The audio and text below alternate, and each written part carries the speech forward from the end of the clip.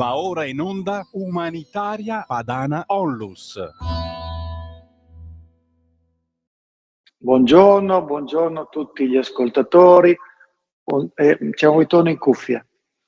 Buongiorno a tutti gli amici. Innanzitutto un ringraziamento, lo faccio tutte le volte, ma perché ne sono profondamente convinto, a questa bellissima radio, Radio Libertà.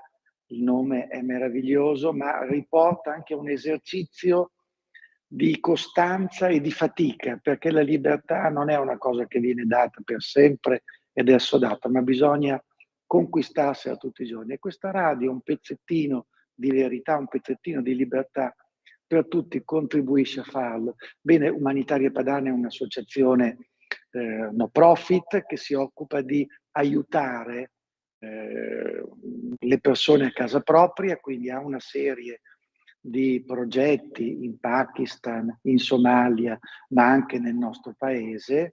È un'associazione quindi di volontariato che ben spende i nostri soldi. Ultimamente c'è stato un bell'intervento in Pakistan per ricostruire le case di alcuni cristiani che erano state distrutte dall'intolleranza, per chiamarla così, situazioni di povertà in cui si interviene con poco, per esempio donando una capretta o addirittura una mucca, si cambia l'economia di una famiglia poverissima, ma ci occupiamo anche di valori. Quest'oggi abbiamo un primo ospite, Elena Fruganti, è una persona di grandissimo livello, un insegnante di Perugia, con cui volevamo discutere di un tema che abbiamo affrontato più volte, quello della fine vita, quella dei poveri più poveri, quelli che in qualche modo la legge dice sì, se ve ne andate vi aiutiamo. Ecco, dico questo perché quando si incomincia nel nome della libertà di morire a far partire una china e poi si va sempre più avanti, poi si va come in Olanda, come in altri paesi, come in Canada, dove non ci va solo quelli che sono molto motivati, ma gli viene detto e consigliato che se magari l'anziano, il malato si vuol togliere dai piedi, questo è una buona idea. Addirittura si sta arrivando in Olanda alla vita conclusa, oppure in Canada a proporre anche di far fuori i poveri, i barboni, quindi quelli che sono arrivati a una situazione di povertà. Se si vogliono suicidare o in qualche modo se qualcuno glielo consiglia, non è poi una brutta idea. Ecco, c'è il caso di Perugia, Elena, questa signora di 50 anni, sì, ricordiamolo. Esatto. Buongiorno a tutti, buongiorno, grazie dell'invito. Spiegaci.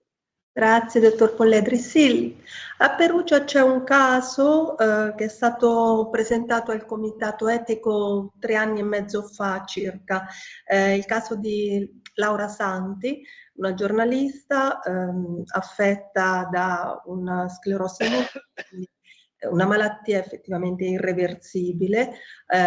La signora Santi scusami se ti interrompo, ma è sì, una malattia irreversibile anche il diabete. Sì, esatto. Anche la cardiopatia ischemica, anche l'angina pectoris.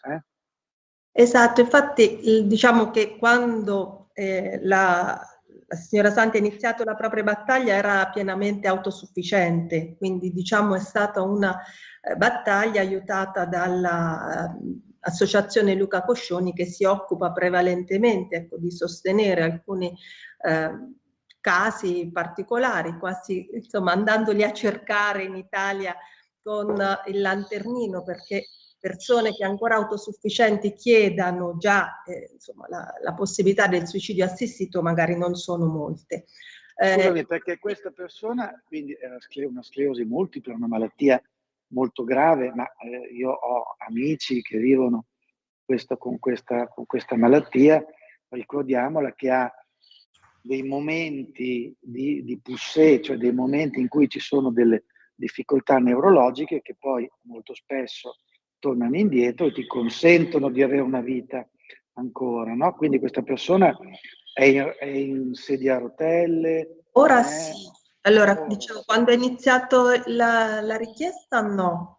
E infatti, diciamo, il primo tentativo è stato rifiutato, la sua prima richiesta è stata rifiutata dal Comitato Etico Regionale perché non sussistevano i requisiti che la Corte Costituzionale, con una sentenza che è la 242 del 2019, aveva stabilito. Ecco, perché oltre alla patologia irreversibile che abbiamo detto, e questo c'era, era necessario che il paziente fosse tenuto in vita da trattamenti di sostegno vitale. Questa condizione non era stata riconosciuta a Laura Santi, poi che la sofferenza sia ritenuta dalla persona intollerabile, siccome la sentenza parla di una sofferenza fisica o psichica o psicologica, insomma diventa difficile poi poter sindacare l'intollerabilità di una sofferenza psicologica, quindi si aprono delle maglie molto larghe. E comunque la persona deve essere pienamente capace di decidere, questo era un requisito che la paziente aveva.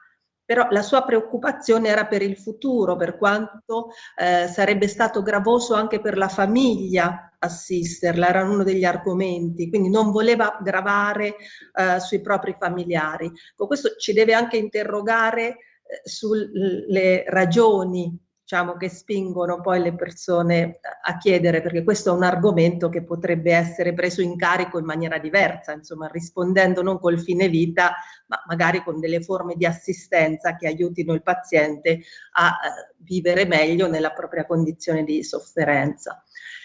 Quindi a fronte di un primo rifiuto,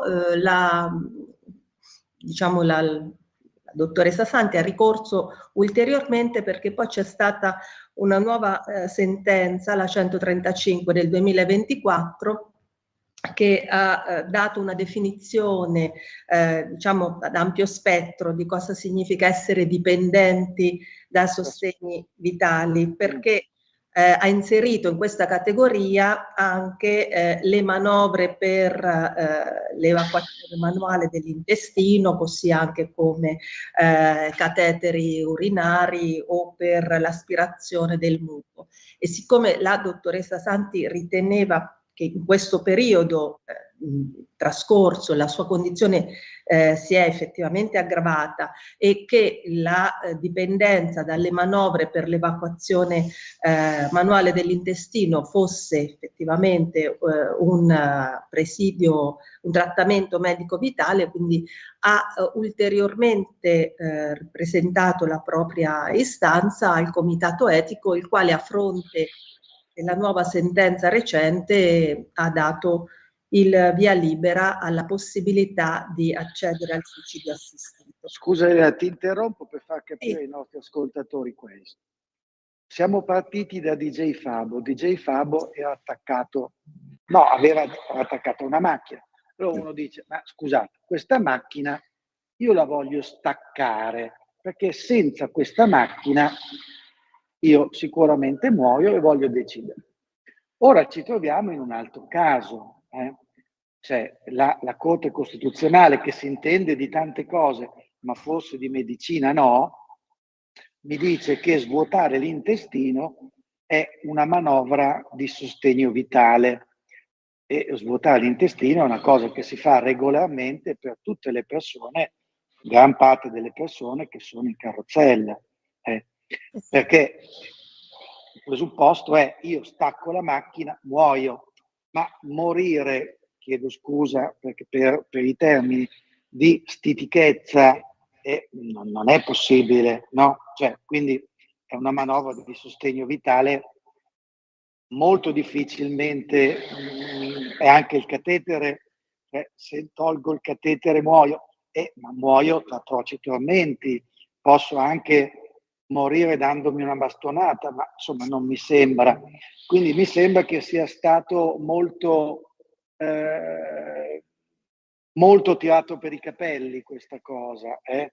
Ma sì, infatti il problema credo che veramente è che se si parte dal singolo caso umano, diciamo, c'è quasi una predisposizione a tentare di assecondare la volontà del cittadino, Ma se uno pensa che la norma poi debba essere generale e astratta, perché questo fa la legge, all'interno veramente ci può finire di tutto. Il caso di Laura Santi è emblematico perché appunto magari abbiamo in mente l'immagine del DJ Fabo, invece ci ritroviamo che in questo momento hanno avuto accesso, come appunto nel caso specifico, al suicidio assistito una persona che l'ha chiesto quando era pienamente autosufficiente, ora è in carrozzella.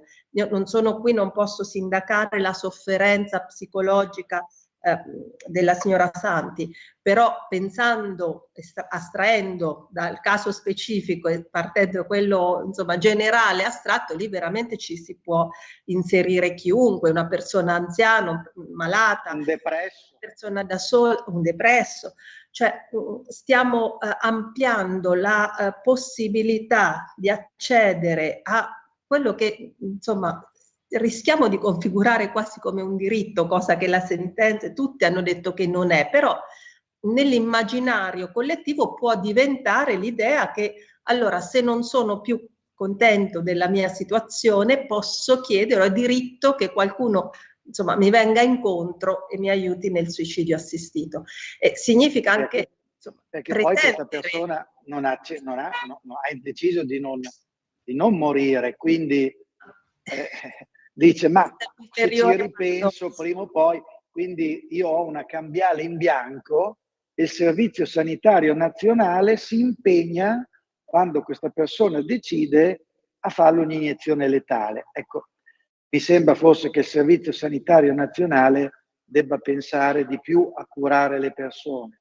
Lo dico perché la cosa diventa preoccupante, perché se passa questa mentalità, chi si trova in quella condizione poi sarà spinto direttamente o indirettamente o dalla moglie o lui si sentirà costretto in qualche modo a farlo. Per questo che tante persone che soffrono in qualche modo dicono fermatevi, non andate avanti con questa legge. Elena, è un bel momento per Perugia. Sì, speriamo. Io ti voglio ringraziare per questo contributo perché ci hai consentito di aprire questa finestra, che se ne parla tanto sui giornali ma se ne parla male. Noi siamo dalla parte degli ultimi, quelli che magari vorrebbero che fossero ridotte le liste d'attesa e non pensare a uccidere le persone che soffrono. Sì, dobbiamo batterci perché il servizio sanitario ci curi e non ci procuri la morte, perché insomma sono due visioni del significato che può avere la presa in cura del paziente completamente opposte. Grazie dell'invito, grazie dell'occasione. Grazie mille, grazie Elena, buona giornata. Arrivederci. Bene, ora noi vogliamo proseguire su un altro tema che è quello della cannabis in qualche modo o dell'attenzione alle droghe. Abbiamo sempre detto che anche questo è uno dei temi che limitano la libertà e limitano la persona e che oggi è peggio di uno tsunami. Il 27% dei ragazzini tra i 17 e i 19 incominciano a usarlo. Chi fa uso di hashish, di marijuana, ha 5 volte di più la possibilità di avere una schizofrenia, quindi una malattia molto seria.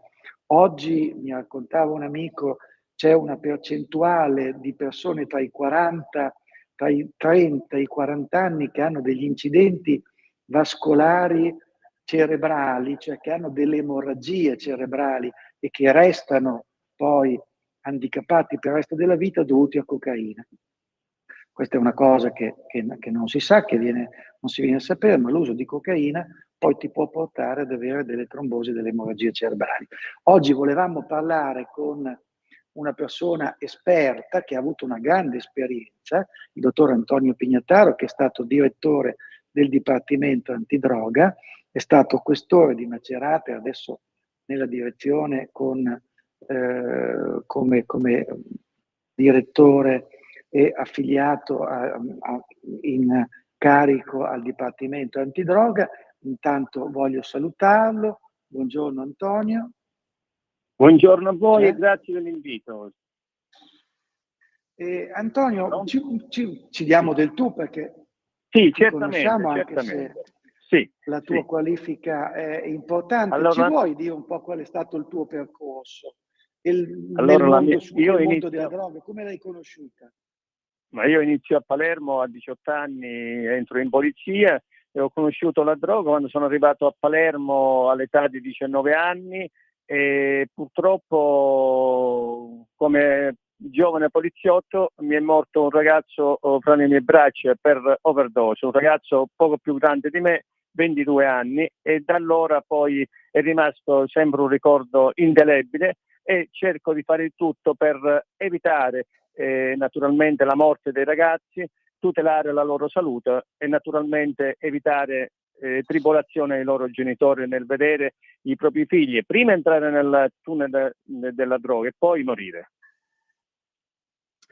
Questo quindi è la tua partenza. La tua esperienza, poi la direzione antidroga. No, scusa, non ti ho interrotto.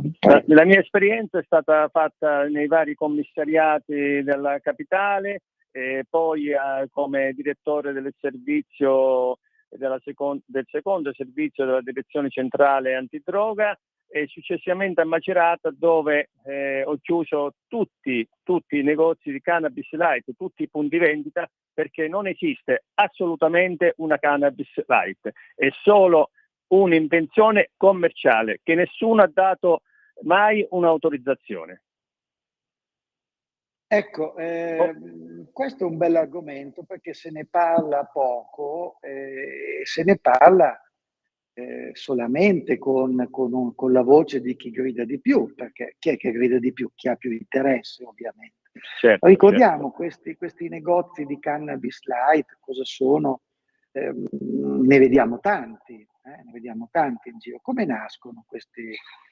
Perché anche abbiamo avuto delle posizioni anche delle associazioni di categorie agricole, no? Cioè c'è stata una normativa che voleva aiutare la canapa, ma la canapa, quella dei cestini, o c'è stata una qualche confusione? Allora, diciamo subito che, e mi rivolgo, faccio sempre nei miei interventi un appello accorato da buon padre di famiglia alla stampa, ai giornalisti in modo particolare naturalmente. Quando si parla di droga occorre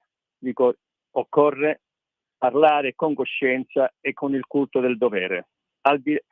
E sui dati della comunità scientifica, al di sopra delle proprie, naturalmente, inclinazioni politiche e al di sopra delle proprie ideologie. Come è nata questa falsa visione della realtà di liberalizzare la cannabis? Con la legge 242-2016 si promuoveva la filiera agricola della cannabis. Ora che cosa è successo? All'introduzione di tale... Mi sente? Sì, ti sentiamo bene. Pronto. Allora, all'introduzione di tale normativa e in assenza di un esplicito divieto alla vendita di cannabis come articolo da collezione, perché la prima falsa visione veniva messa un'etichetta dove si diceva non commestibile, non diciamo sì, usato per uso ludico ricreativo, ma solo per collezione. Sono stati aperti in tutto il territorio italiano con semplice scia, non con autorizzazione di polizia, ma con una segnalazione di inizio di attività commerciale. Una miriade di negozi, dicevo, sono stati aperti che vendevano, oltre ai prodotti alimentari, che naturalmente i prodotti alimentari potevano venderli, sono state naturalmente inserite foglie, infiorescenze, resina e olio di cannabis a uso, ecco l'etichetta specificava, a uso ornamentale e da collezione, il cui giro d'affari effettivamente era stimato intorno ai centinaia di milioni. Ecco, questo è stato l'inganno, ecco perché i giovani sono ingannati, disinformati e posso dire anche una cosa, sono oggetto di indifferenza che sarebbe poi la negazione dello spirito umano. Oggi io ho sentito ragazzi che iniziano a 14-15, no, io vi dico che i ragazzi iniziano a 10 anni a fumare cannabis e poi incominciano naturalmente a usufruire dell'alcol. Quindi è la canna che porta all'alcol e non l'alcol che porta alla canna. Ecco, quindi ricapitoliamo, c'è una legge che è stata fatta per favorire la filiera della canapa, Agricola, che ha sì. degli utilizzi agricola, e che poi in modo molto furbesco, Fraudolento. vorrei non neanche in modo furbesco accettato, ha portato ad aprire tutta questa gente, questi negozi con dei giri d'affari, tu mi dici superano i 100 milioni di euro, quindi immagino una cosa dove si dovrebbero vendere delle bustine per collezione. Ora io mi chiedo chi è che deve mettersi a collezionare delle infiorescenze di cannabis, e viene detto sì, ma tanto è un tasso basso. E anche questo mi piacerebbe la tua opinione. E quindi vanno avanti a vendere questa cosa. E se fanno centinaia di milioni, significa che qualcuno la compra. Tolgo subito un'idea, l'idea che la cannabis ha dei valori terapeutici. Sì, e devo dire che no, correggiamo, è meglio dire medici, ecco, medici, il nuovo scusa, termine, medici. ok, medici, ecco, sarebbe più, diciamo, più appropriato. Dei valori medici, ma fatto in un certo modo, e quindi lo fa lo Stato con una sua officina per determinate patologie. È come se io dico adesso l'aspirina ha un valore medico, ne prendo mezzo chilo se ho il callo che mi fa male. Devo prenderla se ho un problema giusto, al dosaggio giusto. Quindi anche la cannabis è un presidio medico che viene accettato, nessuno la vieta, ma viene data in determinate condizioni. Lì invece come veniva data e a chi viene data in questi negozi di cannabis light, che sono tanti o sono pochi secondo te?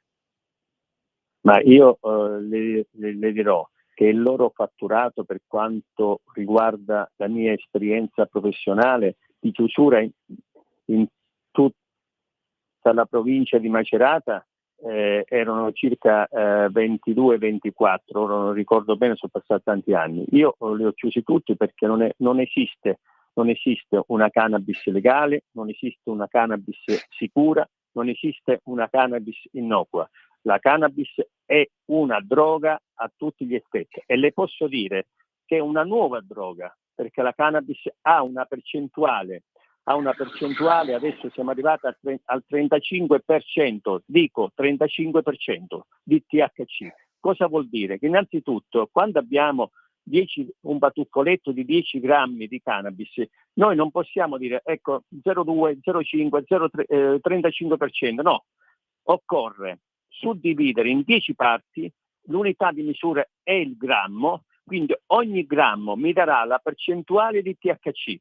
Quindi faccio la somma, se un grammo mi risulta 35%, dobbiamo fare, se un grammo, 35% per 1000 diviso 10 e mi risulta 35 milligrammi. Se io mi faccio una canna di 2 grammi, ok, mi fumo, il mio organismo assorbe 70 milligrammi di THC, cioè mi addormento e mi sveglio dopo 2 o 3 giorni. Questo è il pericolo della nuova canna. Quindi la canna non è una droga leggera, dobbiamo eliminare questo tipo di informazione, non è una droga leggera, è una droga pesante, alla stessa stregua della cocaina, dell'eroina e delle droghe sintetiche. Questo è un punto chiaro che noi dobbiamo chiarire assolutamente, dobbiamo sottolinearlo alla stampa, di portarlo avanti come informazione corretta e sana ai nostri ragazzi. Adesso perché questi negozi sono ancora aperti? Qual è la battaglia? Perché io immagino che ci sia, leggendo, sappiamo che c'è una battaglia perché questi non I negozi dovrebbero essere, se vendono foglie, infiorescenze, olio e resina, dovrebbero essere tutti chiusi. Il guadagno di questi negozi sta nel vendere foglie, infiorescenze, oli e resina. Dalle fatture che abbiamo visto all'interno di questi negozi quando abbiamo proceduto alla loro chiusura,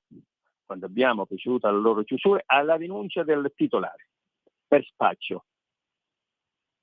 Poi quello che succede poi altrove, francamente, io posso dare la mia esperienza in questo contesto. Ok, se vendono foglie, infiorescenze e resina devono essere naturalmente chiusi e denunciati all'autorità giudiziaria. È un procedimento macchinoso perché occorre l'analisi chimica, però si può fare. Io penso che poi la legge e il decreto sicurezza elimina tutti questi ostacoli che ci sono, perché non è un iter procedurale facile, bisogna stare dietro, ma le posso dire con sicurezza che la nuova legge non permetterà più di vendere cannabis. Ecco, questa è una battaglia legale, mi sembra che abbiano ricorso al TAR, il Consiglio di Stato e quant'altro. E no, poi, al TAR hanno ovviamente, ricorso per il CBD, al TAR hanno ricorso per il CBD. Allora, la cannabis ha 60 elementi, i più ricchi sono il THC, il CBD, il CBG e ci sono, però diciamo che le sostanze più ricche sono il THC e il CBD. Il CBD è stato oggetto, naturalmente, il Ministero della Salute l'ha inserito nella categoria dei medicinali.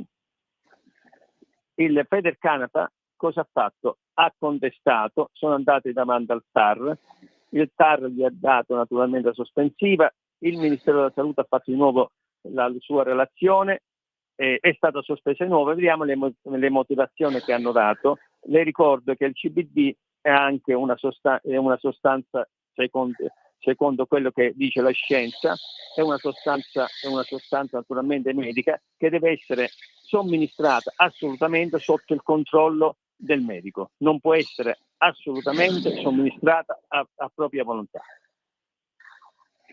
Bene, quindi abbiamo fatto un po' di chiarezza su questi negozi di Cannabis Light, abbiamo dato elementi scientifici, abbiamo dato il punto di vista di un operatore importante sulla sicurezza, devo dire un uomo coraggioso, perché Macerata è andata su tutti i giornali, è stato per me, almeno all'epoca, un esempio, purtroppo raro, quindi l'esempio di una battaglia che vogliamo continuare a combattere, perché sicuramente noi non abbiamo interessi, ma vediamo gli effetti terribili che questa sostanza definita leggera porta sui ragazzi delle superiori, sui giovani. Basti dire anche che poi è l'inizio, anche se c'è chi dice che non è vero, ma che è l'inizio poi di un percorso di tossicodipendenza